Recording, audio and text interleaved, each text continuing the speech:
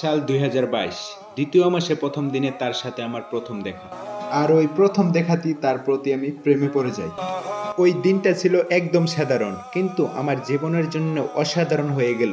মানুষের ভিড়ের মধ্যে দাঁড়িয়ে ছিল সে, আর চোখে ছিল অদ্ভুত শান্তি। আমি তার দিকে তাকিয়েছিলাম আর মনে হচ্ছিল এই মানুষটাই হয়তো আমার গল্পের শেষ লাইন। তারপর আমাদের মাঝে ধীরে ধীরে কথা শুরু হলো, চ্যাট কলের মাঝামাঝি ছোট্ট ছোট্ট হাসি, সবকিছু মিলিয়ে একটা সম্পর্ক গড়ে উঠলো। ওর সাথে কাটানো প্রতিটা মুহূর্ত যেন স্বপ্নের মতো লাগতো। কিন্তু ভালোবাসা কথাটা এত সহজ না যতটা সহজ বলে মনে হয়। তারপর আর কি, সময় বদলালো, দূরত্ব বদলালো, ভুল বোঝাবুঝি ঢুকে গেল আমাদের মাঝে। যেই হাতটা একসময় শক্ত করে ধরেছিলাম, আজ সেই হাতটাই ধীরে ধীরে ছাড়তে হচ্ছে। অনেক চেষ্টা করেছি ধরে রাখতে, কিন্তু কিছু সম্পর্ক শুধু মনে থাকার জন্যই হয়, বাস্তবতায় নয়। রাতের বেলা এখনো ফোনটা হাতে নিয়ে ভাবি একটা মেসেজ বা কল আসবে, তুমি কেমন আছো। কিন্তু নীরবতাই হলো আমার সবচেয়ে এখন বড় উত্তর। যাকে সবচেয়ে বেশি চাই সেই সব থেকে দূরে চলে যায়।